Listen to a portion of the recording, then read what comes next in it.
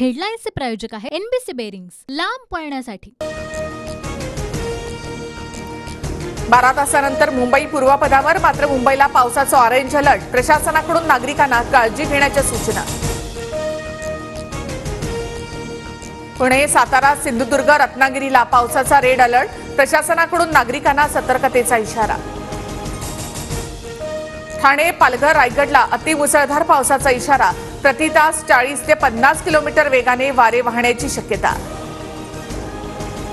मुंबईतील मुसळधार पावसाचा लोकल रेल्वेला फटका। मध्य रेल्वेची वाहतूक धीम्या गतीने सुरू।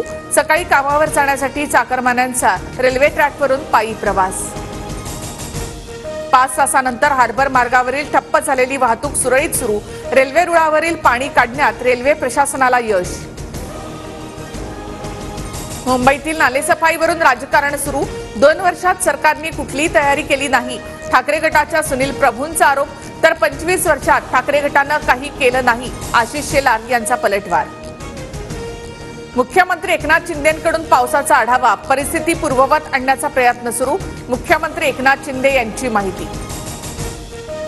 देवेंद्र फडणवीस मराठ्यांची फसवणूक करतायत। छगन भुजबळांचं ऐकून देवेंद्र फडणवीस भाजपचं वाटोळं करतील। मनोज जरांगे यांचा फडणवीसांवर हल्लाबोल। मनोज जरांगे यांची भूमिका केवळ सरकार विरोधी। मनोज जरांगेंनी शरद पवारांविषयीची भूमिका स्पष्ट करावी। भाजप नेते प्रवीण दरेकर यांची मागणी। भाजप, ठाकरे गट, अजित पवार गटाला विधान परिषद निवडणुकीमध्ये दगाफटका होण्याचा धसका। मतांची फाटाफूट होऊ नये यासाठी म्हणून सर्व पक्ष आमदारांना हॉटेलमध्ये ठेवणार।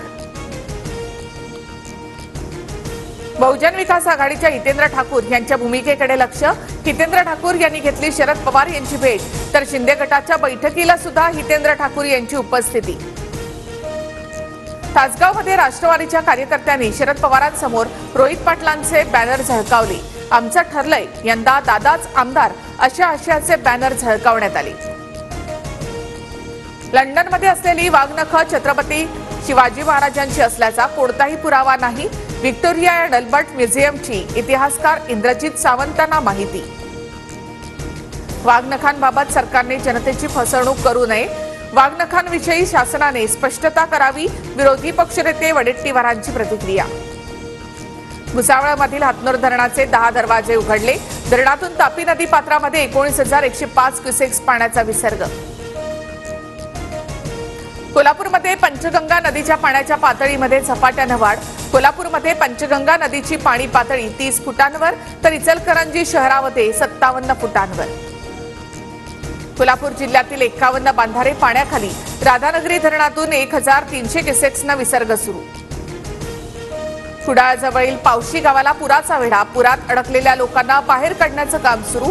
एनडीआरएफ पथकाकडून बचाव कार्य। पुण्यामध्ये पुन्हा हिट अँड रनची घटना। अपघातामध्ये पोलीस कॉन्स्टेबलचा मृत्यू, तर 1 जण गंभीर जखमी, 1 जण ताब्यात। पंतप्रधान नरेंद्र मोदी 2 दिवस रशिया दौऱ्यावर। राष्ट्राध्यक्ष व्लादिमीर पुतिन यांची भेट घेणार। दोन्ही देशांमध्ये महत्त्वाचे करार होण्याची शक्यता। हेडलाईन्सचे प्रायोजक आहे एनबीसी बेरिंग्स, लांब पळण्यासाठी।